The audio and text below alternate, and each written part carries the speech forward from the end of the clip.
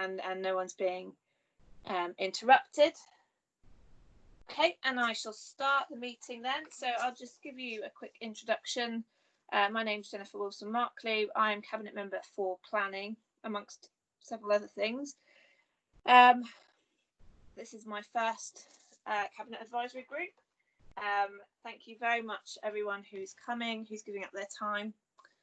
I just thought I would quickly, as it's my first meeting, I wanted to quickly pass over the terms of reference and the function of the Cabinet Advisory Group, and what I hope to get from it, and what I hope you will get from it.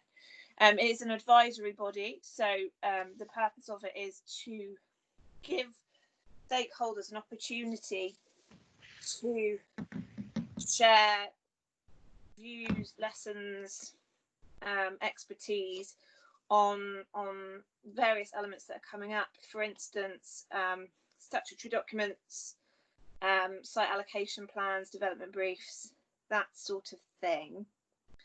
It is an advisory group. It's not a decision-making body. However, any input is very much valued, and your attendance is very much valued as well. We will, at the end of the meeting, go over a slight change, I think, to the terms of reference and the membership. But as it stands, the meeting is open to anyone that has an interest, has input that they would like to give. And with that, I'm going to pass over to Andrew. Oh, hang on. Do we have any apologies for absence?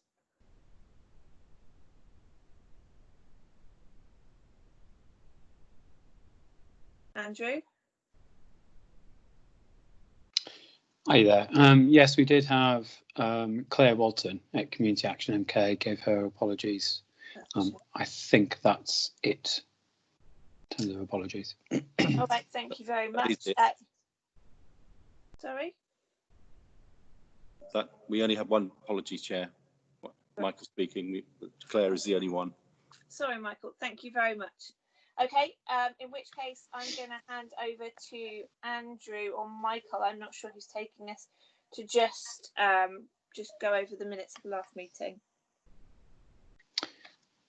I'll just share my screen at this point as well, Chair, so everyone can see the document, if that's okay. Thank you.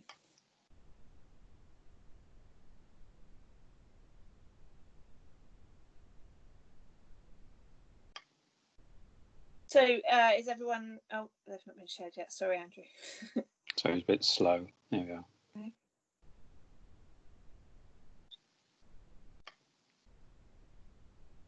Okay. Yes, so the first agenda item was the minutes of the last meeting in February. Were there any, I'm not sure if there were any comments on that. Mike, I think that there might have been some correspondence with Mike on the minutes, but if anyone's got any comments on them. No, there don't appear to be. Oh, hang on, no, Councillor Bint.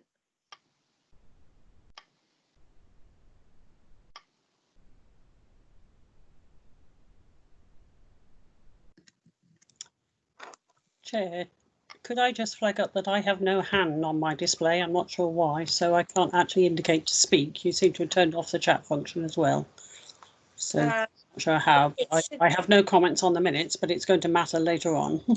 Have you tried clicking on the three dots at the bottom of the screen, Jenny? Oh, no. No, you're right. It's gone. Okay. Windows update last night, so maybe that's why, but I have neither now. But if you do wish to speak, please please just unmute and let me know at an appropriate time, and I'll make sure that you are. Sorry, please what? Please unmute and let me know that you would like to speak. Councillor Bint, you have your hand up? Yes, I do, thank you. I wanted to draw everybody's attention to the last item on the minutes, where it's item 6. It's recorded that I asked a question, and I'm not convinced that the minutes have reflected the question. The question was that I asked if members could all have input into SPDs before officers start to draft them, so that we can debate and agree the issues that we think need fixing, and so that we can make whatever matters of policy choice are available for members to make, rather than officers proceeding as if it's a primarily technocratic exercise. And your predecessor, Councillor Gowan, said that he'd go away and think about this. So I wonder if you could perhaps pick that up and kind of respond in some more detail at an early stage, because if this is a technocratic exercise, it doesn't need a load of councillors to produce input. We think policy writing is a matter of policy choices. Right. Okay. Andrew. Chair, could I speak on that one for a moment, please? Jenny. Yes, of course. Go ahead, Jenny. We did actually have the parking standards at the very, very beginning of their work to discuss what the issues might be. The problem was at that point, it's too early for them to know what options might be and how it's working out. So that ideally we need things at 2 points, one early on and one middle of the work or something. Okay. Andrew, Andrew or Michael, is it possible to amend the minutes so that they reflect Councillor Bint's comments? Yes, we can. Yeah, we can change the minutes to pick up those additional points. Thank you very much. And Councillor Bint and Councillor Ferrans, I will take that away and pick up where Councillor Gowan's got up to with those discussions. Thank you very much for bringing them to my attention. Okay. Councillor Bint, would you mind putting your hand down? Thank you very much. And so the next item on the agenda. Chair, just before you move off that you might also want to look at the agenda item on the name of the next Plan MK. In the light of you reminding us that the CAG has no ability to make decisions, then I'm not entirely sure it has the ability to decide on Innovate MK as the name for what we might otherwise call Plan MK2. And if that name is going to be adopted, it needs to go somewhere else to be adopted because CAG can't. I believe that would be a matter for the cabinet member. So it would be. I'm happy to double check this, and it's a very good point. But I believe if you have made the suggestion, it would then be down to the cabinet member to make that decision. Yes, it's not a formal status. You know, the title is not a formal status, so the cabinet member can decide what they want, basically. But I will double check that, John. Thank you for raising. So if we could move on then to item 3, the biodiversity SPD and briefing note. I believe that's Philip.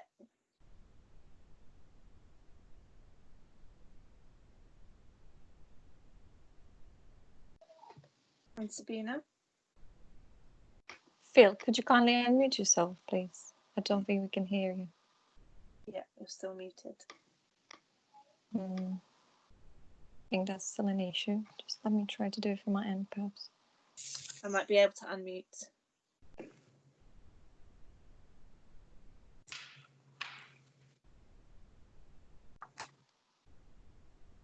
Unfortunately, I cannot unmute. Phil, we cannot hear you. If you're dialing in for the laptop, would you consider using alternative device? Is that an option?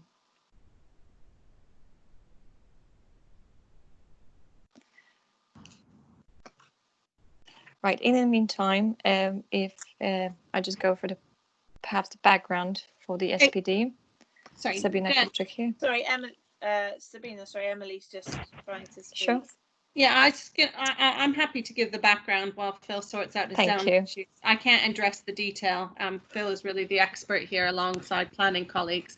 But obviously the background is looking at our own ambitions around biodiversity, and I can see that many of the people on the call were, well, some of them were involved in the workshops that we did around biodiversity. We had about 500 people from across parish, town councils and different environment groups. This came out, the need for something like this came out loud and strong, in the sense that if we're not building in biodiversity when new estates are built, actually we're missing a real opportunity, and it's much harder to retrofit in. It's very much in keeping with the philosophy that Milton Keynes was built on, but it takes it that step further and is using proper metrics around biodiversity to take forward and looking for a net gain on each new development. So that's kind of the background. I think there's broad consensus that biodiversity is an important part, and we've seen really how much people have enjoyed that and really helped with their mental health during the lockdown. That's really been brought to the fore, but actually it's something that's in the character of Milton Keynes and something that we want to enhance and develop further. We are suffering, entering the 6th mass extinction in the world, and that is now down due to human reasons. So actually every effort that we're making is really going to make a difference, particularly to the 5 Bs, bees, bugs, butterfly, birds and bats, which give us a real temperature about how well we're doing on biodiversity. So hopefully Phil has got his sound sorted so he can take you through some of the detail, but that is the background for it. Can you hear me okay now? Oh, good. Thank God, Phil, because I... Right, I'll hand over to Phil. Not sure what was happening there. Yes, Emily's given a good précis there. So the document goes through first government policy and then through to Milton Keynes Council policy, and then just talks through the approach in more detail, particularly around the mitigation hierarchy. So that's avoid, mitigate or offset.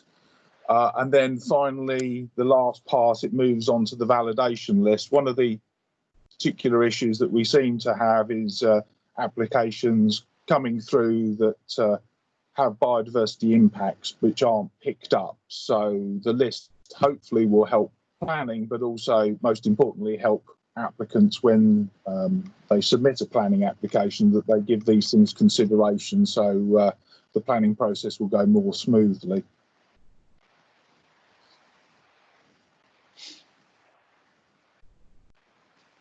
Can I just add to that, please, Chair? Yeah, absolutely. Yeah. It was just also to specify that by bringing the SPD eventually into force, by adopting it, we will sort of be able to, on a consistent basis, apply policies NE2 and NE3 of Plan MK in terms of that final step on the hierarchy of where an offset is required.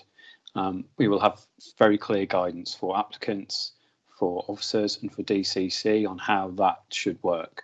In the absence of the SPD, there is perhaps some grey areas around that, because DEFRAD initially suggested they might prepare something along the lines of a metric, but hasn't quite sort of come off. So it will help in terms of implementing that policy on a consistent basis going forward. Excellent, thank you very much.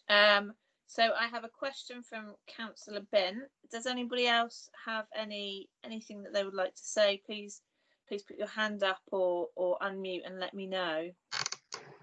Thank you, Chair. John Beek speaking, Vice Chair of Development Control Committee. I wanted to draw the CAG's attention to the fact that in an atmosphere of general supportiveness for development, we almost don't need extra encouraging policies, because almost anything that arrives at development control will have a presumption of support anyway. So what environmentalists should want this policy to do is to give the committee a basis for saying no to bad applications.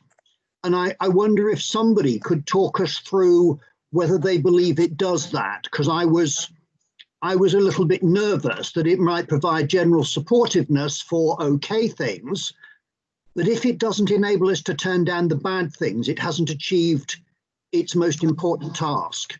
Can somebody talk us through that bit?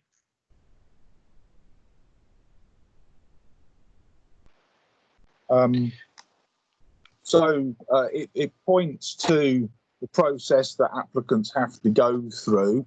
It also points to all the national guidance, obviously, around protected species, and links that back down to the council's existing policies. The idea being is that hopefully you get all the information up front to make judgments, but the other thing that is stipulated several times throughout the document is engaging with the council and the ecology department in particular to make sure that when applications are coming forward, they are likely to be of the right character to follow all those policies, so that we're not getting things coming through which are materially going to be objected on because the application doesn't consider all the various protected species, habitat, so on and so forth. So I don't think it's the intention is neither to stifle or encourage development. It's just to expedite the development as appropriately and as quickly as possible for all sides by making sure the right advice is given early. Chair, can I just come back on this? Yeah. We would want this to be useful. We think everybody thinks this is an incredibly important part. And yet the difficulty we have often found is that halfway adequate planning applications arrive at DC with a recommendation to grant them and a wish often expressed on multiple issues that if only the policy had been a bit more adamant about what constituted not good enough, we wouldn't have to approve a halfway adequate application. We could turn down an only halfway adequate application and get a better one. So can I just kind of share with the meeting the fact that if this doesn't have a basis for saying X is not good enough, we may regret it later. That's really helpful. Thank you. I'm assuming that's been noted, and I'm sure Councillor Darlington is appreciative of that thought. Thank you, Yeah. John. Could I speak over a moment? Well, hang on. Sorry. No. Sorry, Chair. It's John Parr here. Funny. I was just Hello, going John. to make one quick follow-on point from Councillor Bint's comments. Yeah. As Andrew mentioned, the SPD is needed to actually implement consistently a policy within Plan MK. So if there's clear established guidance within the SPD that developers follow, then de facto they're complying with the policy. If they do not consistently apply the actual guidance within the SPD, then it gives a clear statement that actually it's not consistent with the policy. So I think it gives clarity to Development Control Committee as well as it would to members of the public or parishes or anybody else about what's required and able to demonstrate that there's compliance with that policy within Plan MK. Okay, thank you very much, John. Disha's had their hand up for quite a while, Jenny. So I'd like to invite her to speak. Fine. Thank you. So I just wanted to raise a point that I believe is on page 9 about that if a project causes significant harm, then planning permission should be withheld. So just in the interest of transparency, I wanted to ask what constitutes significant harm, because to me that sounds a little bit subjective. So at what point would planning permission be refused? And how much of it has been refused in the past? So what projects constitute as being damaging to biodiversity? Because I feel like there's sort of a trade-off between development and economic growth and also protecting the environment and biodiversity. So for example, if a road was being built, would that and that damaged biodiversity, would that be considered as enough to withhold permission? Thank you very much. Excellent question.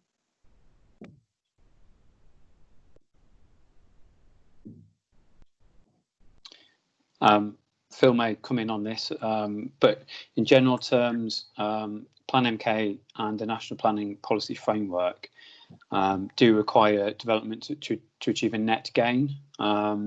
So in reality, it should be improving biodiversity in order to get permission, rather than how bad it gets before we refuse permission.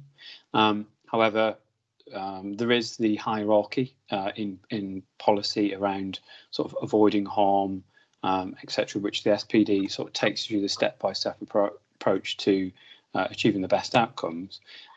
If it's only possible to achieve sort of compensation at the end, then that would have to be a use both of the metric that's in the SPD, which sort of works out, just what loss is occurring in quantitative terms, or what gain is occurring in quantitative terms.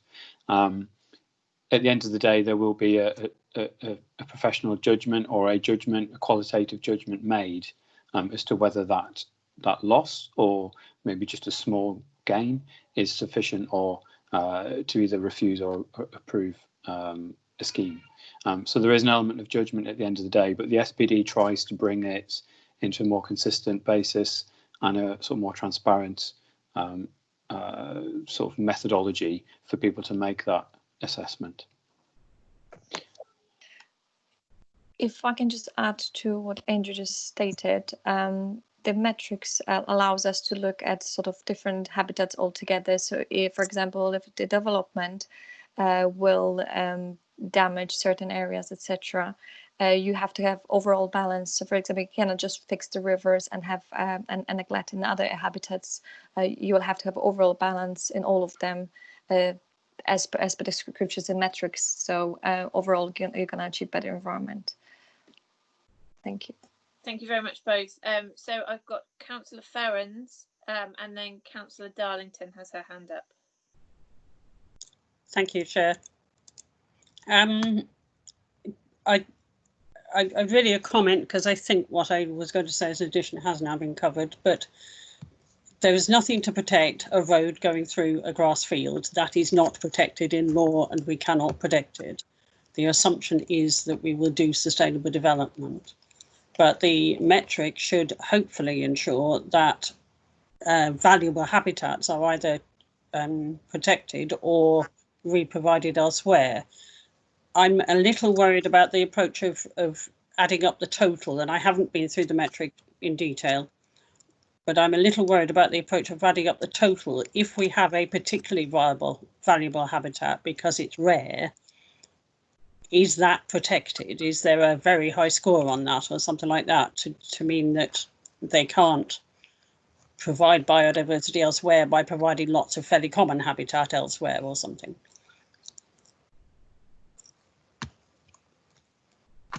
Phil, are you able to answer that question? Yeah, so there's a presumption for priority habitat, so that no development should happen on priority habitats or on habitats which are irreplaceable. So that would typically be ancient forests or things that would fit into that category. There are obviously species issues as well. So you have, the data book protected species.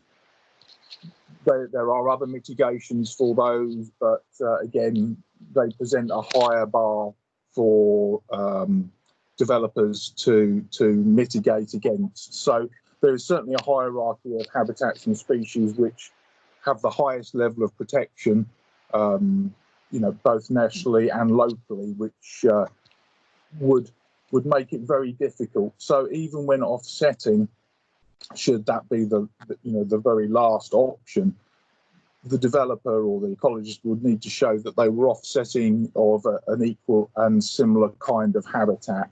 So that becomes both technically difficult and financially probably prohibitive. So there are a variety of measures to help to ensure that those habitats of highest value are retained. Okay, thank you. Thank you very much. Councillor Darlington. So many of the points I was going to respond to for Nisha have been picked up, but I think our experience with the great crested newts, because they are a protected species, kind of shows you some of the options that can be found. So sometimes to put that road, the road doesn't get refused, but a new habitat for the great crested newt is then created. I think what this does in particular, and the reason I'm quite keen on it, is that it expands it beyond just the protected species of a great crested newt and looks at biodiversity as a whole.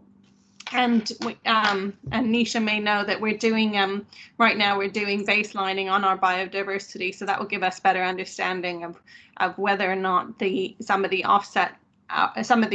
investments being made, and if they can't be made on site, which is obviously the first thing that we would want them to do, but they can be made in the locale of Milton Keynes, then we've got a better idea of how that's going to affect and interact with biodiversity as a whole across the borough. So I hope that helps to answer Nisha's question a bit better in terms of what's happening behind the scenes to kind of support this in terms of our biodiversity strategy right across the borough, not just in planning. Thanks, Emily. Any other input, any other thoughts or questions, or shall we move on to the next item on the agenda? Many thanks everyone for your thoughts. Really helpful. Thank you. Chair. Yeah. Chair, sorry, it was just to note that under the previous agenda item, we did miss the SPD schedule, which is one of the enclosures to item 2. Oh, sorry. I didn't know if you wanted to skip back to that or pick it up after the next item, or after the items 4 and 5. We can skip back to it. Sorry, my apologies. I'll share that. I'll just talk through this if that's all right, Chair. Yeah, thank you. Yeah. So as you can see, sorry for the presentation of it. It's difficult when sharing it on a screen. But we have a list of our sort of live SPDs, as it were, albeit the top one, affordable housing SPD, is now adopted. And number 6, Milton Keynes East SPD, is also adopted. We've also included the Article 4 direction, whilst not an SPD, it's a sort of key piece of work really for the council, which has a relation to the use of land in central Milton Keynes. And the consultation on that started on the 2nd of July for 3 weeks. As you can see, the schedule has been updated to indicate in broad terms the stages for each of the SPDs and where we are currently in that process. So here we are currently in July 2020, and obviously it lists roughly the stages involved, including when an early draft of an SPD would be brought to the planning CAG for discussion, and then we would go away and work on it a bit further before any DD is taken to consult on a draft SPD. In some cases, there might be an earlier stage of involvement with the CAG as well. I'll leave it at that. Oh, sorry, I was going to note the commentary for South East MK development framework doesn't need changing, actually. That's still the old commentary. Work has recommenced on that this year after a pause in July last year. So we have commenced work on that. We have shared a concept plan for information to the Planning Cabinet Advisory Group with a view to scheduling some workshops or a workshop with the Planning CAG in the coming weeks to go over that concept plan in more detail and discuss the content of it and the merits of it and the issues or concerns with it. It wasn't sort of intended to have that conversation tonight because it's quite a chunky conversation. And I'll leave it at that, Chair. Thank you very much. Councillor Bint, you have your hand up. Thank you. 3 points, 2 of them I suspect quick. The first is the Article 4 thing. This is something that people have been asking for a time. I think having articulated the request for it to happen. I'd also like to put on record our thanks that it has now happened. I think this is a very important step, and so kind of well done. I think moving on to the second one is the parking standards. I don't know what issues the officers producing this believe that they're trying to solve, and therefore we're now 2/3 through the period at which they're trying to articulate solutions, trying to write a better SPD. And if they haven't got a list of issues that we would all recognise and support, then they're wasting hours and we're wasting months. So if they've already started, could you please ask them to circulate their working list of the issues they're trying to solve? And my third point was the concept plans. I think these are deeply problematic, contrary to policies, and I'm really quite concerned that officers are putting a Milton Keynes logo on the bottom of these things, as if we think these are plausible things that we might do if nobody's got any objections. So I wonder how you wanted to continue the discussion of the other things on the spreadsheet we've just seen, and then come back to these two layouts, please, Chair. Okay. I'm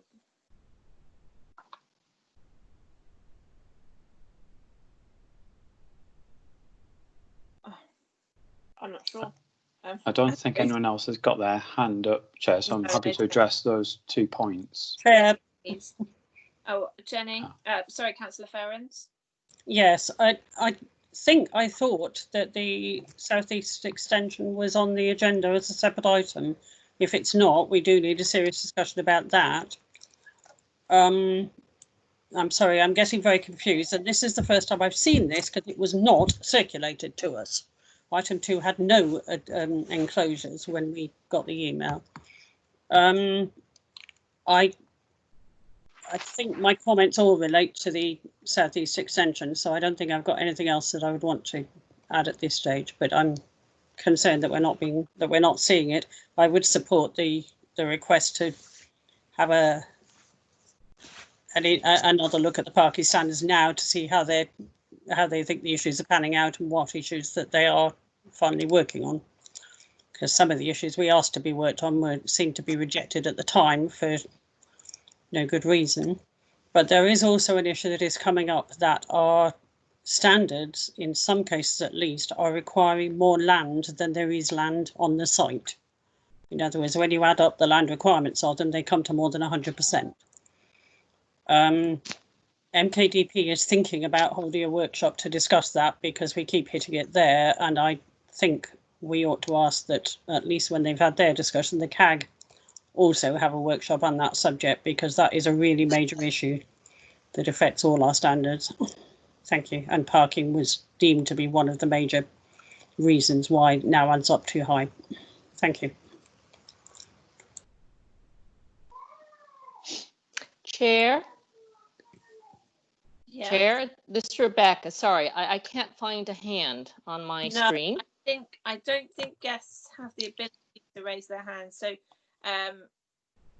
Rebecca, I think you want to speak. I think Councillor Baker from Central Beds would like to speak. Is there anyone else who would like to speak? Okay, so Rebecca, would you like to speak first? Right, just to clarify, you said there's something that guests don't have the ability, but I'm a member of the CAG, so not sure what the technology difficulty is. At any rate, my question has... It's a technology issue rather than a status issue. Right. My question is to do with the planning obligations SPD.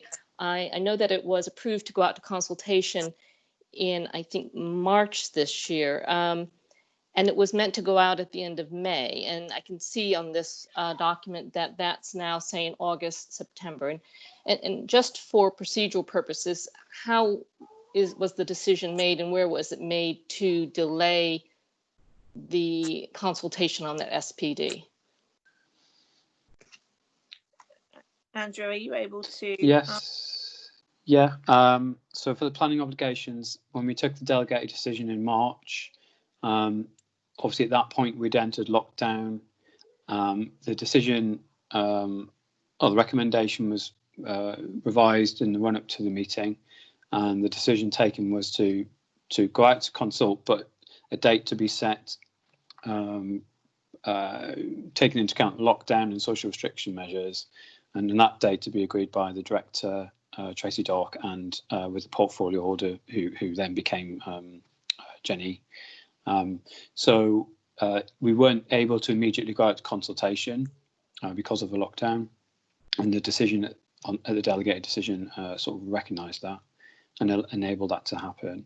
The consultation that's scheduled there for August, September, is the earliest we could do the consultation. We need, first of all, to adopt a revised statement of community involvement to enable that to happen. And that is due for a delegated decision on the 21st of July. And that slight revision to the statement of community involvement is effectively picking up the fact that libraries are closed and at the minute civic office is closed, so we cannot deposit hard copy versions for people during the consultation period. The SCI basically revises that to say where possible we will try to do that, but if it's not possible we will continue with the consultation. So once, if the SCI is adopted, that will enable other planning policy document consultations to proceed. So the date starting in August is the earliest we can do that. And then, as you can see there, we've got the rest of the broad programme for taking it through to adoption, which we anticipate early next year. Chair, if you'd like, I can come back on the parking standards and South East MK points as well. I think Councillor Baker would like to just raise something on South East MK. Thank you, Chair. So for the benefit of those of you who don't know me, I'm a Central Bedfordshire councillor. I'm an independent councillor. I represent the Aspley and Woburn ward, which is a large chunk of land that joins up with your Danesborough ward. I have reviewed the SCMK documentation. I'm grateful you've given me the opportunity to do so. I thought it just might be helpful just to briefly mention a couple of the key points of the forthcoming Central Bedfordshire local plan that I think will have an impact on your SCMK planning. Central Bedfordshire Council is plotting to put 5,000 homes at Junction 13 and stands a very good chance of this forming part of the local plan to be approved this year. And in the next few years, there seems to be a political belief that 3,000 homes north of Aspley Guys would be appealing to the administration. And I think that these large developments need to be thought about and considered as part of your SCMK planning process. Because having looked at the documentation, I was very disappointed to see a lack of forward planning in terms of infrastructure, and I specifically refer to grid roads, to cope with essentially what will be pseudo extensions to Milton Keynes brought to you by Central Bedfordshire Council. I'm, I guess, not just thinking of grid roads as cars, because I see the future as actually being public transport, electric vehicles, electric buses, and indeed your own mass rapid transport system, which looks very promising and very interesting as part of the 2050 process. A particular concern to me, which I just hope you will bear in mind, is inbound traffic from Junction 13. At the moment, it is flowing through Woburn Sands and Aspley Guys and shows no signs of stopping. I guess as Milton Keynes builds to the south in Bletchley, through your employment site, through extensions to Bletchley, and indeed just through natural growth of Bletchley, I'm concerned that we don't have enough thought into looking into the infrastructure from Junction 13 to serve Bletchley. And what I really don't want to see is further inbound traffic or further excuses for traffic to travel through my own ward. That's Husband Crawley and Aspley Guys being most affected, but also Woburn Sands. I have a lot of sympathy for the residents of Woburn Sands and Bowbrick Hill, because what travels through my ward travels through their ward. And I guess Milton Keynes Development Corporation 30, 40 years ago had answers to these problems, but unfortunately due to poor cross-border politics, they were never implemented. The extension to the H10, I think, was the plan that the Development Corporation had to solve this problem. It was never done. And I I know that there are sensible people in Central Bedfordshire Council who want to see much better relationships with Milton Keynes, and I'm here today hoping to make a start and by handing out, by being warm and friendly towards your proposals. And I really do just hope during your planning process of SCMK that we don't repeat the mistakes of the last generation. You know, that the battles over grid roads are bad. Oh, actually, it turns out they're quite good and protect communities. I really hope that you think about your infrastructure to ensure that the next generation doesn't suffer the same problems, the lack of good connectivity that this generation, in particular my community and in Woburn Sands, Bowbrook Hill and beyond, that the problems that they're enduring. So I hope that's a useful contribution. I look forward to listening to your discussions on SCMK. Thank you. Thank you very much, John, Councillor Baker. Andrew, would you mind coming back on those points?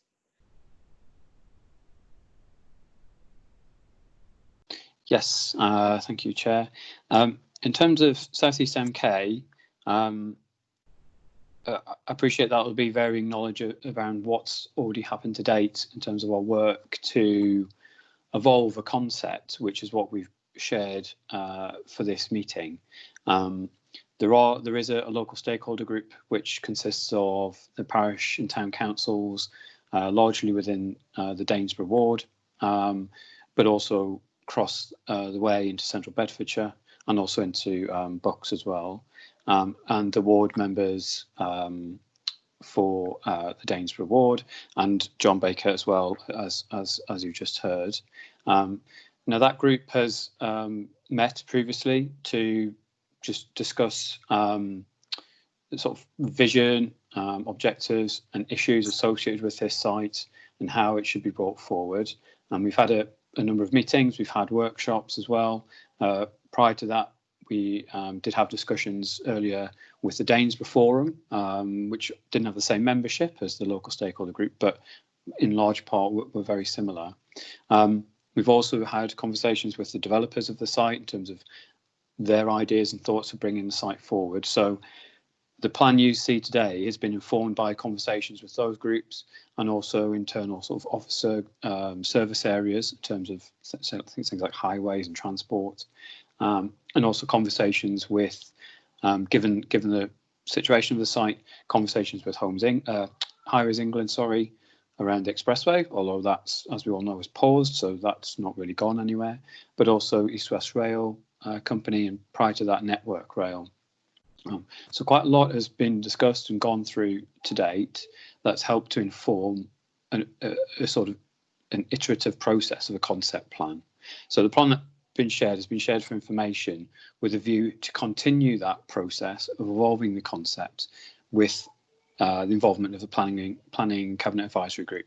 We felt this was approaching the right time to do that after we'd sort of taken it to a point with the local stakeholder group and other groups to then have a view from the Planning Cabinet Advisory Group. So our intention was to schedule a workshop. We were hoping to do that probably when yourself, Chair, is back from maternity leave, potentially, or we could potentially do it sooner if that's thought sort of better. But obviously in the next sort of few weeks, that was the intention, to have a discussion along the lines and pick up the issues that the likes of John Baker's mentioned there, and we can explain, the rationale behind the concept plan. I'm very conscious that that plan lacks any narrative to it. It doesn't explain why there are bits the way they are, and other options and other sort of layouts and things that we've considered and discussed previously.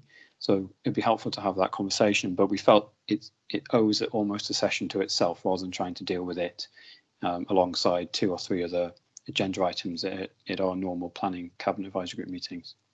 I'll just quickly address the parking standards, if that's all right, Chair. Yeah, definitely. Thank you. Yeah, and then I'm sure there'll be questions back.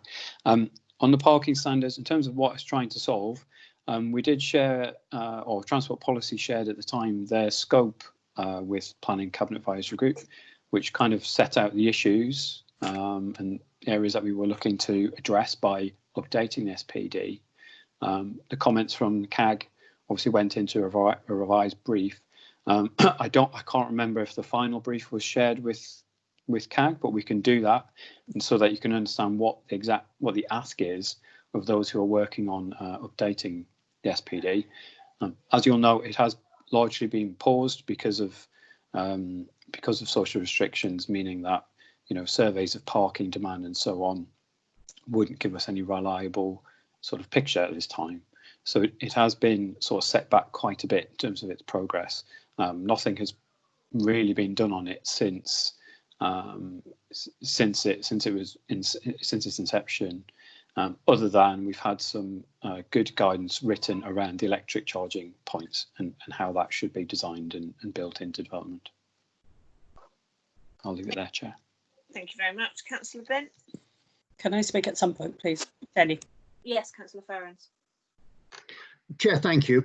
I very much welcome getting the brief on the parking standards that I don't think has yet been circulated. Chair, these two documents are essentially trying to these two drawings.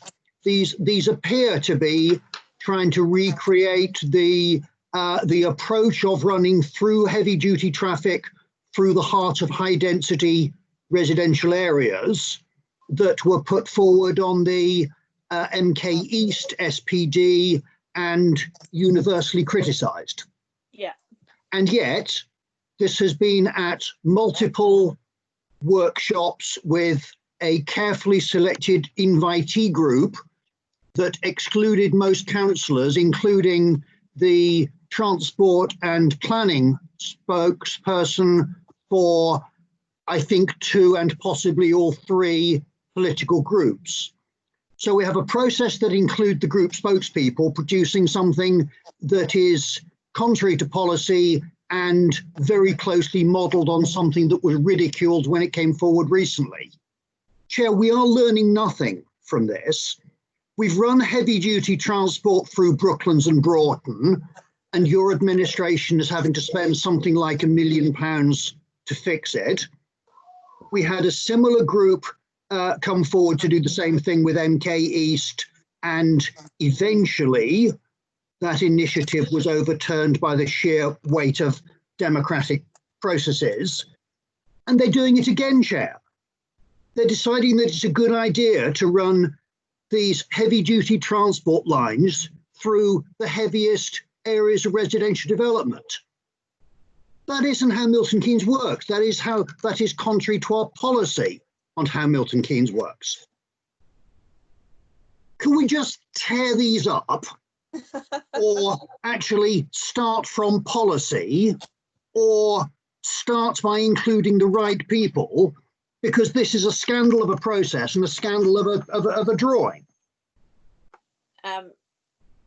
Thank you very much for your comments, and I will be discussing with Andrew and his colleagues and John the next steps and how we go about making sure that there is a wider consultation. This is still, I think, a relatively early stage in the process. Am I correct there, Andrew? But is there a process now for those, now it's been leaked, for us to say just how dreadful in writing we think this is? It is still very early stages. I would say it's not that it's been leaked. Previous iterations of the plan, including some workshops materials, is actually on the council's website, and it has been for some time, I believe. But it was never hidden or trying to be obscured in any way. There is a general sort of good practice, if not best practice, approach to developing concept plans, and almost invariably that begins with a local community, and that's who we first sort of started a conversation with. It's impossible to progress such concept plans without a conversation with the developers, because they are the people that will end up building this at the end of the day. So we have to have their involvement, if not only just to get some intelligence about site constraints and surveys and that sort of stuff. And I have to say that the output of the concept plan to tear it up would probably be, a lot of people might find merit in that, but others might find that a bit disrespectful, given that we've spent quite a lot of hours discussing this with various consultees. And whilst we can't please everybody. There will be elements in there that you know, there is a level of consensus around. Clearly, movement and highways is the key issue for this site. Connectivity across the highway, across the railway being a sort of key sort of linchpin in how the site might work. And as I said, it's an evolving concept. There is significant work being done with East West Rail at the minute about what infrastructure changes they need to the railway when they have services to Cambridge. The output of that, we haven't seen them yet, but as and when they do come out, they will have quite a big bearing on how this site shapes up, and how connectivity in the sort of southeast shapes up. So hence the sort of comment that they have been shared for information, but we wanted to spend some time with the planning CAG at a juncture where it's more meaningful. We will have the outputs from East West Rail. We'll have carried on that conversation with the local stakeholder group who have been providing comments back on these concept plans that you can see. So they will evolve from today, no matter what anyway. So yes, so just to clarify on that point. So can I just be clear there, Andrew, this will come back to CAG potentially for a dedicated meeting just to discuss this? Yes, absolutely, and more than once in all likelihood. One would be, I think, a workshop akin to what we did with the local stakeholder group, and similar to what John himself was involved, Councillor Bint was involved in himself on Milton Keynes East, similar sort of format, and then that will evolve into an SPD document, which we would bring back to CAG for comments on that before it reaches any delegated decision as well. So there will be, I would have thought, at least 2 opportunities to input on this. Okay. Indeed, today as well, if people want to write in comments about the concept plans that are in front of us today, we're happy to take them on as well, as part of a sort of evolving process. Many thanks. Councillor Behrens, I think, wanted to speak. Is there someone else trying to speak? Sorry, Chair, it was John Palmer again. I was just going to add an element to what Andrew was just saying in terms of just emphasising that this is initial concept plan, so it is effectively the first start in that dialogue. So as Andrew said, you know, I'm sure we'd more than welcome some sort of written initial views from members of the Cabinet Advisory Group, which would allow us to then reflect on those prior to a workshop with the Cabinet Advisory Group, which hopefully then would provide a more considered sort of output from that sort of ongoing engagement process. It is the early engagement that we're taking place on this SPD, and that's very much where we're at the stage. Many thanks for that clarification. Councillor Ferrens, would you like to speak? And then I've got Councillor Baker has asked if he can speak again as well. Thank you. I think I have 3 points to make about this. The first is that the way officers have phrased what they've said actually makes it clear why we think this process is the wrong way round. You have shared discussion on the aims of the site, discussions on the objectives, and initial discussions on the concept plans before you have shared that with the CAG. It is this council that ought to be setting the aims and objectives for the site, not the stakeholder group. It is this council. We should have had the chance to discuss that before it went to anywhere. Because as you say now, considerable work has been done. People have got fond of 1 or 2 of the plans or not fond of them, and we are down the road and it will get more difficult to change. So I would absolutely urge that workshop with the stakeholder, with this group, happens absolutely as fast as possible. It really is important that we get our input before we go any further, before we go very much further. But my concern with this actually is greater than that. The local plan says that we will not progress this SPD until we know the route of the expressway. And it seems to me that by progressing it, we are loading the dice against that expressway coming through without any assurance as yet that we will ever get the rail capacity that we need. And my ward at least suffers very, very heavily from that problem, as do several wards along the A421. So we are desperate for increasing capacity somehow. But the other thing that the local plan required was a transport study. And I note in some of the briefing that the transport study has been stopped because British Rail were doing their own transport study, but I am less than convinced that that transport study will cover everything that we need to cover. I'm also very concerned that we have not yet put anything like the amount of work we need to put into the last mile problem. And this is one of the sites where the last mile will be a bigger problem than most because of it being very spread out, a long, thin site. So unless we put that work in very, very quickly, we could end up with what turns out to be a completely unsustainable extension. Because, for instance, we have not thought about the fact that people have to come far enough to get to the bus before that they need some other mode of transport, but then they have nowhere to park it when they get there, and this sort of problem. So it really seems to me that there is work that needs to be done before this goes any further. And we are likely to make serious mistakes that cannot be rectified later. Rectifying the main roads and the main public highway layout is one of the most difficult things to do and one of the most expensive things to do, and totally dependent on having the land available. And, that's the one thing we can't afford to make mistakes with at this stage, because it's almost impossible to remedy them later. Thank you. Thank you very much, Councillor Ferrens. Very good points. Just to clarify, in relation to the expressway, the government has paused that, so it's not going ahead anytime soon, and we felt it was more important to prioritise the East-West Rail, which we do support and we have been told is going ahead, and to continue with the plans here in light of things like the 5-year land supply, to ensure that we are not disadvantaging the city, we're not putting at risk Milton Keynes Plan MK to speculative development. So that's why that decision has been made. In relation to your other comments, I think they're all very, very astute comments.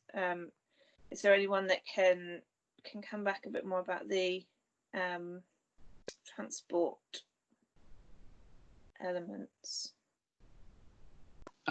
Yes, Chair. When we paused work on this SPD last year, part of that was to enable the transport study to progress. There was, I think, 3 elements of that. One of which was sort of looking at bridge crossings. The other 2 were related to sort of local traffic and also sort of transport modelling. So when I say local kind of highway issues in the villages and in Woburn Sands area, and then one was around transport modelling. We had made some progress on the bridges, looking at what type of crossings of the rail would be feasible. We then were approached by East West Rail Company, who were effectively doing the same thing, albeit sort of with a much larger resource behind them.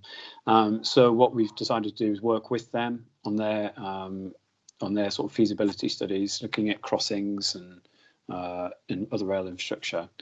And that is going to progress over the summer and hopefully report in sort of final terms by September.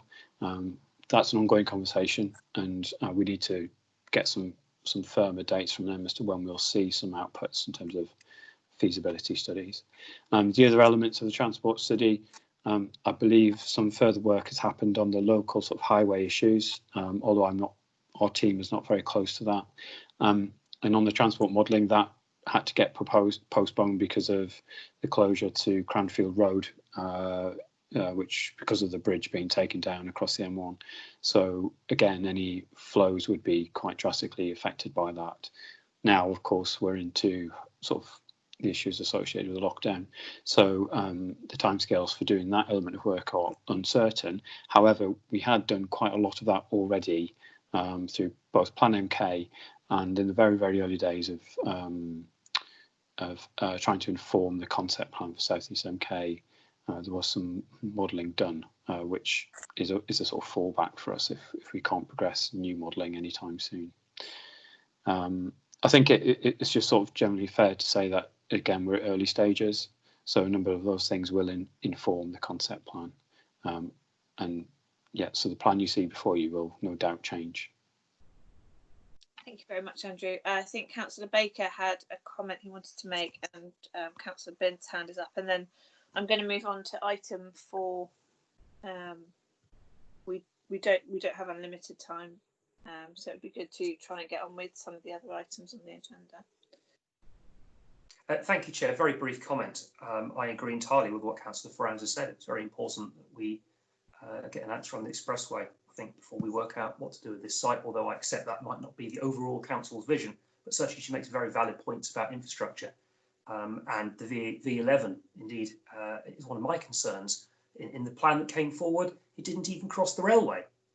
So that was obviously an obvious missing piece of infrastructure they want the developers to pay for. But as one final observation, I'm astounded, actually listening to this meeting, that your council, your councillors, including the chair yourself, that you didn't sign off these diagrams before they came to this local stakeholder group. I assumed that some of this was being driven by yourselves, and that you would have come up with these plans and then let the public have a comment.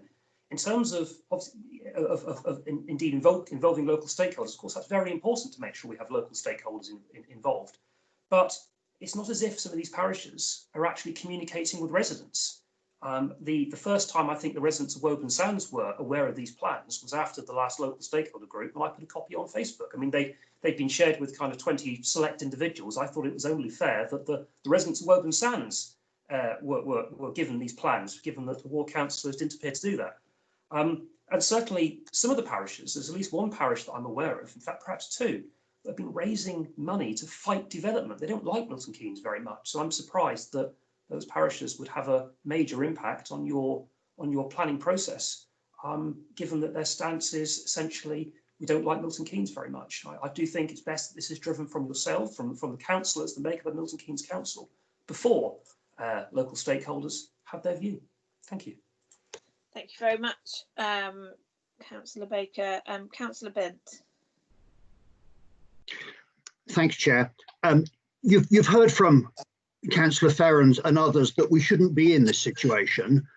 These documents should not have gone to that group before they came here, and now they have, and some of us are seeing these for the first time, and you've heard detailed criticism not only of the process but also of the details on the document, the entire concept behind this. And there was, I thought, an inappropriate comment about, why am I being disrespectful of these 2 drawings? Well, I think these 2 drawings are deeply disrespectful of policy that I and others have worked very hard to have adopted. And in the light of all that clear concern about we shouldn't be here and we shouldn't be going forward, what your officers have just said is, we're going to carry on. There'll be other later steps. What do we have to do? How critical do 2 parties out of 3 have to be before you do something other than saying, yes, officers can carry on despite the concerns raised? I haven't said that, I don't think, have I? No, the officers had. That was what they said they were going to do. Okay. Thank you very much for that, Councillor Bent. Councillor Hopkins. Yeah, thank you, and good evening to everybody. And I couldn't let Councillor Baker's comments go without a very brief comment. Local people have been well informed. I know he's absolutely obsessed by social media, but actually people have been kept well informed via other routes. And indeed, the group that fought so successfully to ensure that the expressway was at least delayed and hopefully dropped altogether, as it would have devastated the communities which he purports to have some sympathy for, is now working very closely on looking very closely at the South East Milton Keynes or the Sue plans, and there are many elements of that which they are extremely unhappy with. So this has got a long way to run. The transport study, we had an interim transport study which purported to look at some of the elements of the rural area, which was quite honestly wasn't worth the paper it was written on, and has been dismissed as such. So we are no better off than we were 2 years ago when we were promised a transport study, which basically looked at the impacts of Milton Keynes and the expansion of Milton Keynes on the existing communities. And that work has never been done, still hasn't been done, and nobody seems to want to do it. And indeed, I would comment as well that all the work we did in terms of the the workshops that we held before last year, before the end of the year, has all been lost because we are being driven here by the developers. We're not being driven by the local communities, and we're deluded if we think that we are. We're being driven by the developers. Even the developers have chosen where the traveller site would go because they don't want it on any of their sites or anywhere near their sites, so it goes right up against the boundary of Woburn Sands. This is appalling. It's shambolic, and it's got to stop. But the thing that is most appalling is the fact that we're trying to have this debate via this medium of video, which is clearly not the way to do it. It's simply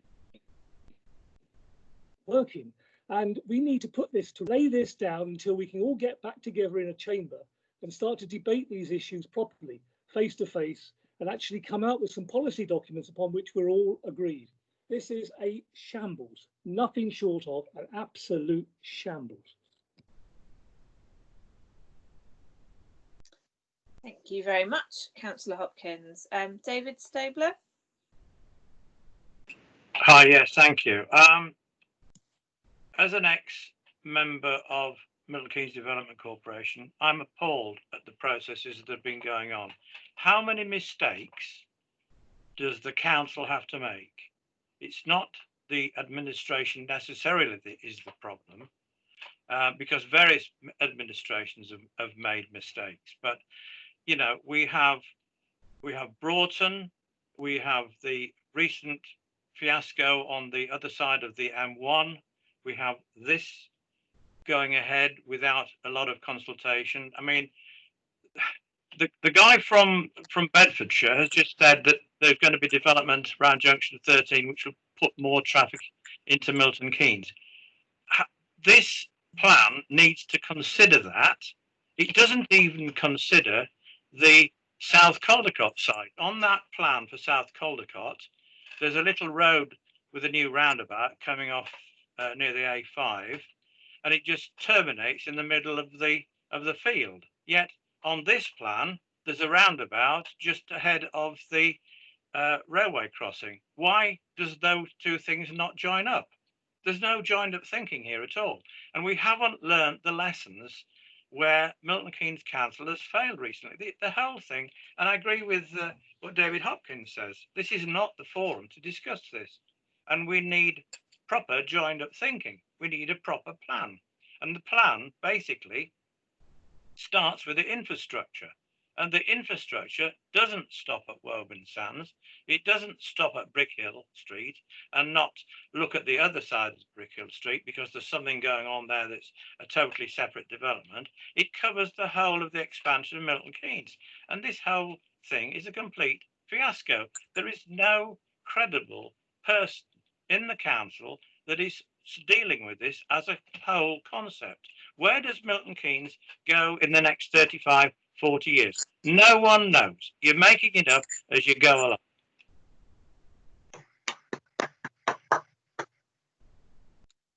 Thank you, David. Councillor Hopkins, do you have another thing to add, or is your hand up from last time? My apologies, it's still up from last time, but well said, David Stabler. Chair, could I just ask, if you do decide to go ahead with anything at this stage, could we see the documents that the stakeholder group has seen, so that we have the background? Because at the moment we can't comment on those plans because it's not clear what the heck they mean, and we have no background against which to comment. Thank you. Thank you, Councillor Ferrens. I will go away with the officers and the person that will be taking care of planning over the coming months from a cabinet perspective, and make sure that this is discussed further and a way forward is decided based on your feedback. I really appreciate everyone being so frank and honest. It's very helpful for me. The meeting is meant to end in 15 minutes, and we've still got two quite bulky items to discuss. So I'm going to try and go through as quickly as possible. Could we move on to item 4, please? I think that's David Vandermeer is leading on that. Okay, Chair. Yeah, I'll briefly introduce the item. The consultation on the draft SPD took place during the summer of last year, but it was put on hold in July 2019, pending further information on the expressway and completion of the transport by the council. As we've already heard, the expressway is paused in March this year, and East West Rail Company are undertaking the transport study, which is anticipated that the outputs of this work will be available to inform the draft SP ahead of a delegated decision to consult on a revised draft SPD. The revised draft proposes changes that address comments from previous consultations, and it also reflects the Council's view on certain matters that were established when determining the recent outline planning application, specifically in relation to archaeology and biodiversity. The next steps in terms of taking the SPD forward is following consideration by this advisory group and any feedback from the group, and also the input from the transport study. It's planned to take the SPD to a delegated decision on 8th of September. And then consultation would take place for an 8-week period over the autumn and winter, with adoption towards the end of this year or early in the new year.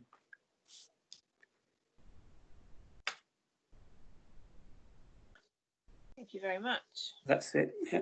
Thank you. Are there any comments? Was that you, Councillor Ferrens? No. Okay.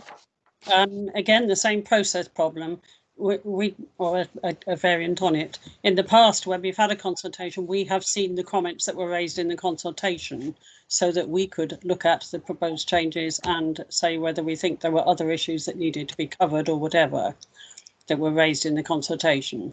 We've not seen those results so far. I'm also concerned that we're approving an SPD or commenting on an SPD in the absence of having seen the transport study.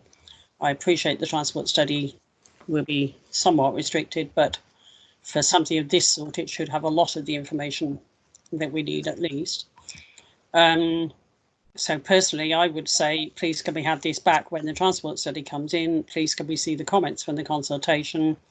And then we can make meaningful comments on this SPD. Thank you. Thank you, Councillor Ferrens.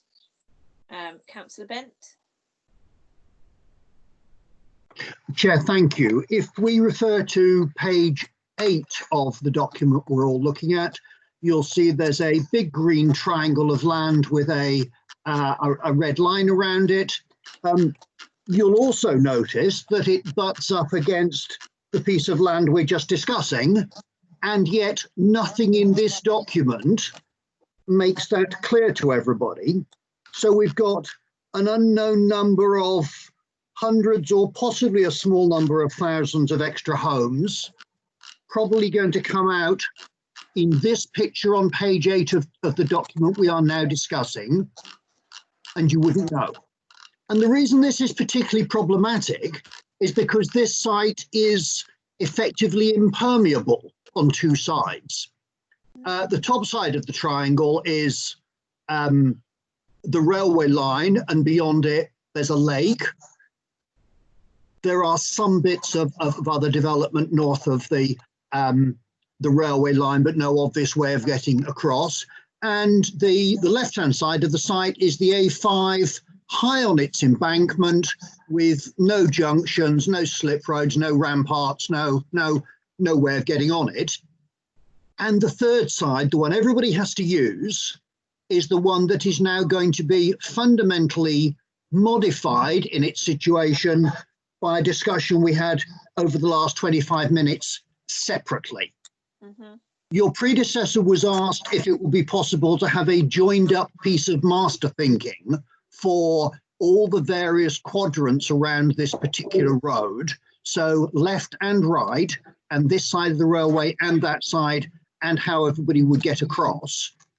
And although everybody nodded and thought, yes, that was a good idea, we're now clearly proceeding as if that isn't necessary, isn't going to happen, and we'll pretend these other things are happening on a separate planet. So you've not only got a process problem to address in respect of the last debate, but you've also got a separate process in relation to either this debate or whether there should be one debate rather than two. Sorry to put this all on you in your short tenure in this position, and hopefully your temporary successor is also listening to the debate. And the irony is, we actually all want most of this to happen. We want to have jobs. We want to fulfill the planned expectations of Plan MK, but you kind of can't do it if you pretend that two sides of a road are separate planets with no connection to each other. Okay, no, that seems like a sensible point. David, did you have a question, or is your hand up from the last conversation?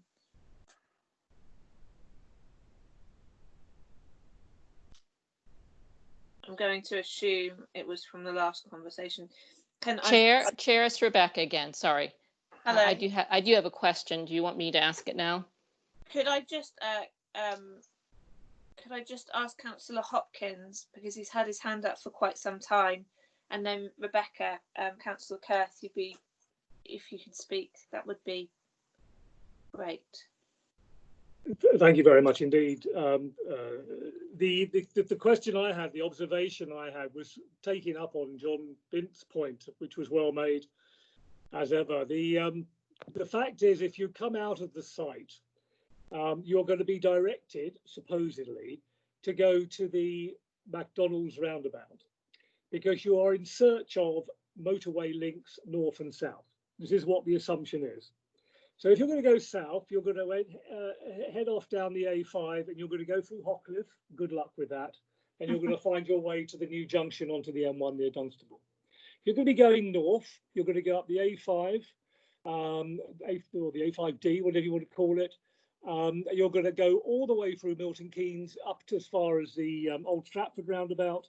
Then you're going to head off through Road and go off to Northampton to find the motorway there.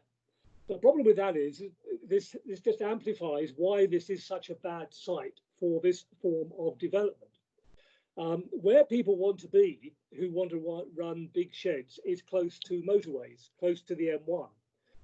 They don't want to be the other side of a Milton Keynes, this far away from the motorway link. So it is fundamentally flawed from day one. So everything that comes out of that from then onwards is an actual problem for Milton Keynes and for South Bedfordshire, because it just adds to the traffic flow through Milton Keynes and South Bedfordshire going south, and through South Northamptonshire heading towards the motorway. So the fundamental concept is ill-informed and ill-based.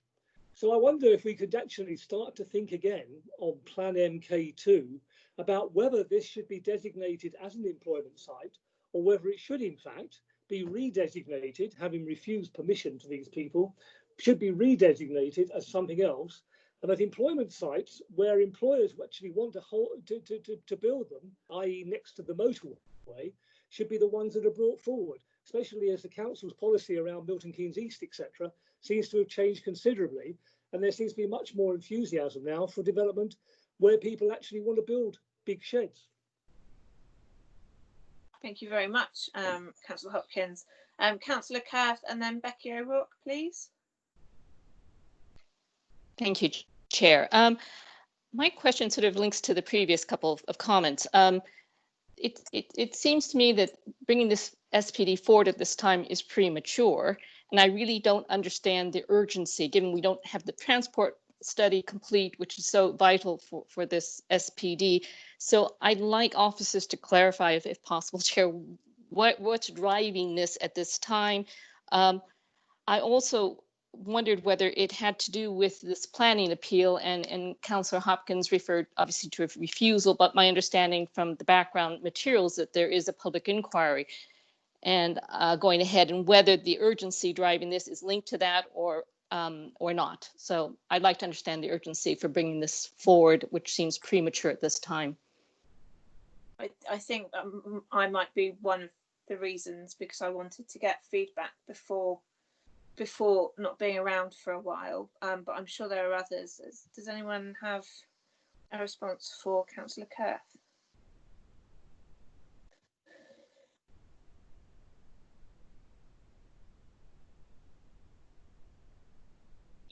Hi there.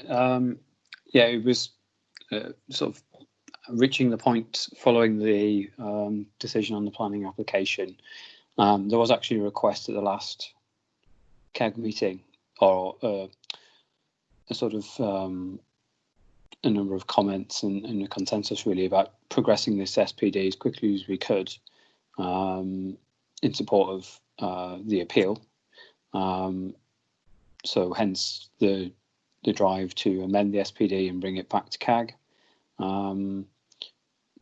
Yeah, so if it were taken forward in a revised draft for consultation, it would obviously be a material if it's put out in time, as it were, and it was public, it would be a material consideration for the planning inspector, considering the appeal, which is at the end of August, early September, the public inquiry.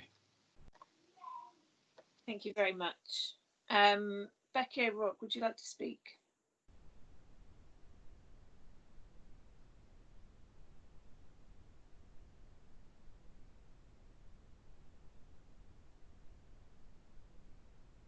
Becky, your hand is up. Okay. Hello, yeah. Hi, can you hear me now? I can, yes. Hello. Correct, thank you. Sorry about that. Okay, Becky O'Rourke, Chair of Berwick Hill Parish Council, and also a resident of what I think can be fairly termed, and has been in the past, ground zero of this sorry project that is South Caldecott. I live there. I have a neighbour.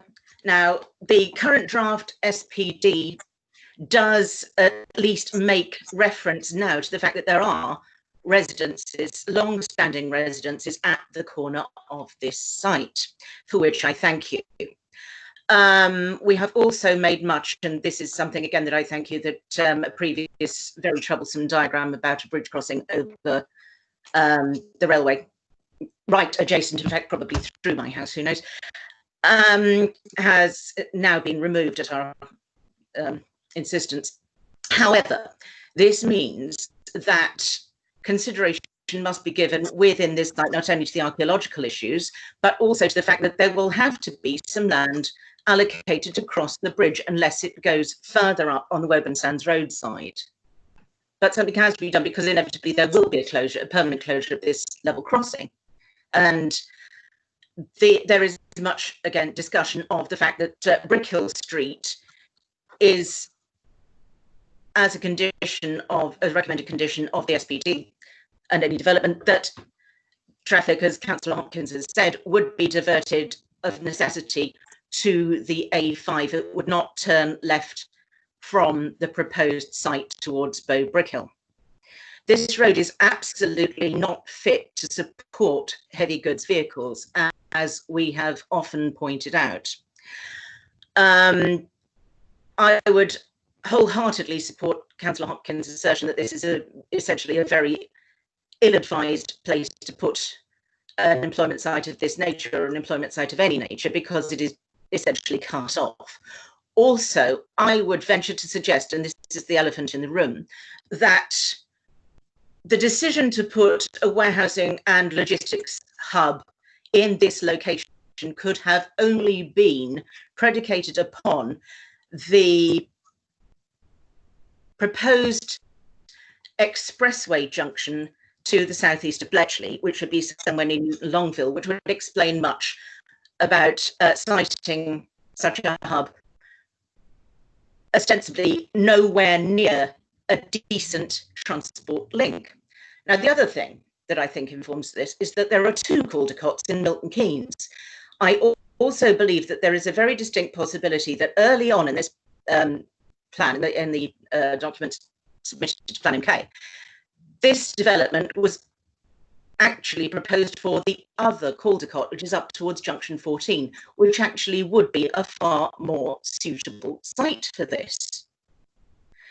So please, can we have some clarity? Please, can we go back to the drawing board? And as Councillor Hopkins has suggested, redesignate this for something far more appropriate. Thank you. Thank you very much for your input there, Becky. And I've got Catherine with her hand up. Yeah, hi. Just to say, because we know we were talking about biodiversity earlier, I was just wondering, because it's near a lake and it's got some woodland in it already, why would we be considering building in this area when it's already got some protected bits in it?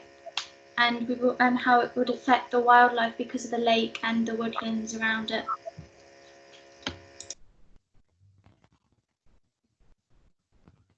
Would it be possible for David? David, would you be able to come back on that?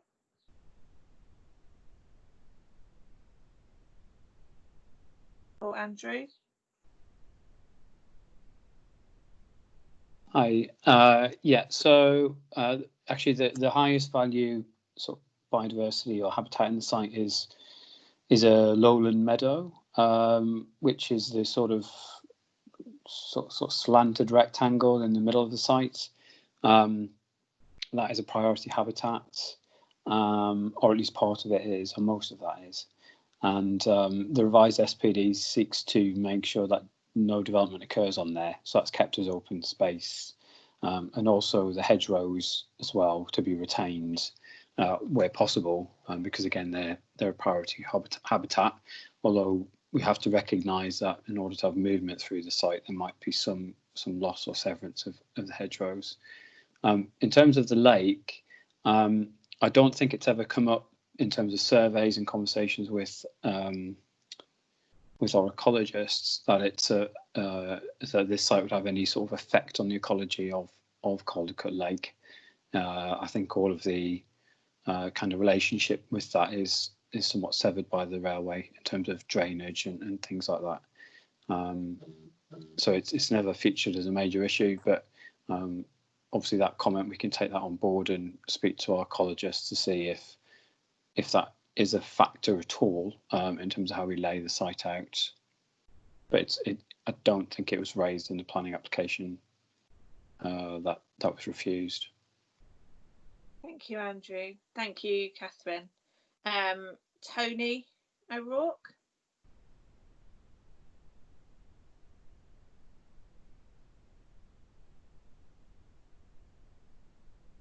We should be able to hear you. You appear to be unmuted. Oh, can you hear me now?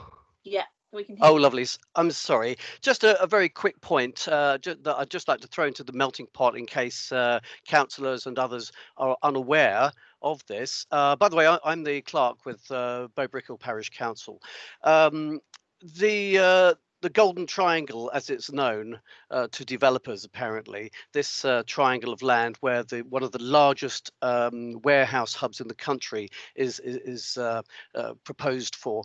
I was speaking to some engineers recently from Anglian Water, and I mentioned that a planning application had been put in by developers for this warehouse hub, and they were absolutely astounded because they said there's no way anyone is ever going to get permission to build on this land. And I said, what? Why not? And they said, because do you not know there's an enormous pipe that runs right across this field, this huge field, and it supplies Milton Keynes. About a third of the houses in Milton Keynes are provided with water by this one pipe. And they said there's no way anyone will ever get permission to build on that. So I don't know if anyone knows about that. Is that something new that you didn't know about already? Has Anglian Water flagged it up? But just a thing, they did actually say it could be moved, but it would cost millions and millions of pounds to move the pipe, which means that Hampton Brook, the developer, would not have any profits at all. But there we are. Thought I'd just throw that in case you weren't aware. Thanks. Thank you very much, Tony. I don't know if we were aware of that. Good to go away and look at that in more detail. Hi, it's It's John Palmer again. Yes, that was flagged up by way of the planning application, and it'll be an issue that will be considered through the actual forthcoming public inquiry.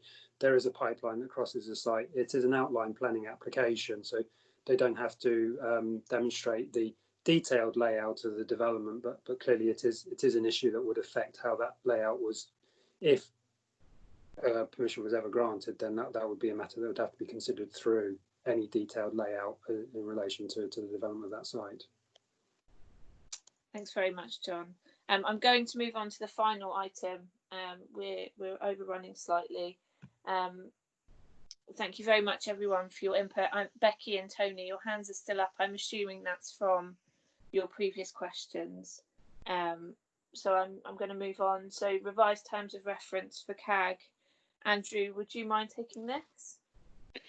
Yeah, it's just a quick one really. It was just to recognise the change in the membership or the representatives from both Conservative, Liberal and the Labour groups on the group, and also, of course, yourself as the new portfolio holder chairing the group. So they've been revised to reflect that. So if it's just to see if if there's agreement around that, and then we can finalise them. Okay, is everyone happy with that? Chair?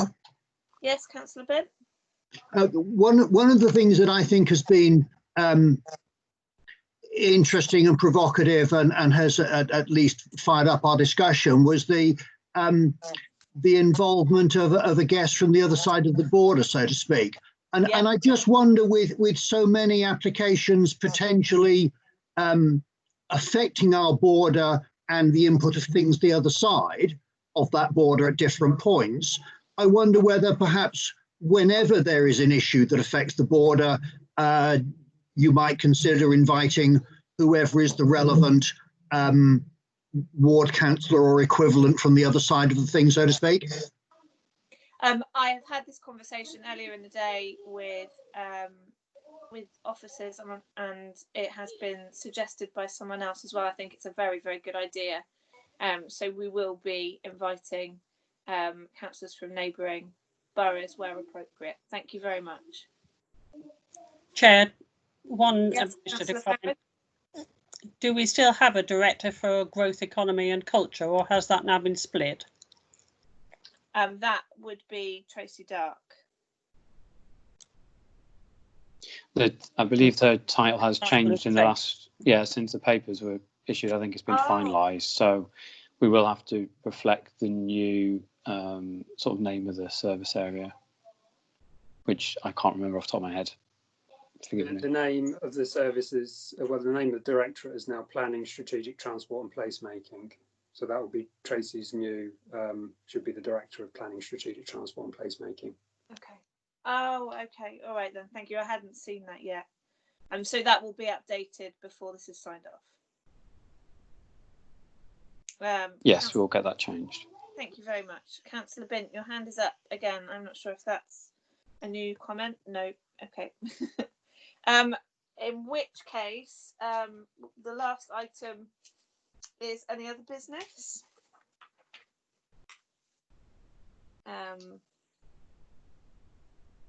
Chair, I'm sure there'll be other occasions, but in your capacity as chair of this group, can we wish you all the best for the coming maternity experience? Thank you very much. Much appreciated. Thank you, Councillor Bent. Chair, on a business note though, could I ask that if we don't have a workshop very speedily with the transport study information, that a more detailed briefing note on what we are getting and what sort of timetable is sent round, so that we understand that, not just for the sites that we've been talking about, but generally for Milton Keynes, because that is absolutely critical. I do understand that we cannot take measurements at the moment. I fully understand that problem, but it is so critical to so much. Can I also ask that we have a briefing note on what is happening about the last mile issue and whether there is work going on that? Okay. Because that is desperately needed by all the developments going forward. We need to make sure those developments are fit for that purpose. Thank you. Thank you very much. Both good points, Councillor Ferrens. Okay, there doesn't appear to be any other business. the date of the next meeting. Do we have a date for the next meeting? We haven't as yet. I think it was a conversation with yourself as to whether you wanted to wait until you returned from maternity leave, or whether you were happy for your substitute to chair a meeting in your absence, in which case we can start to look at dates for that. Okay, I might, if no one has any objections, I might take that offline if that's okay. Okay, great. We will notify people as soon as we have another date for the next meeting. I'd like to thank everyone for their attendance, for their input, and wish you all a lovely evening and a lovely week. Cheers. Bye, everybody. Bye, everyone. Thank you. Bye. Thank you. Thank you very much. Bye now.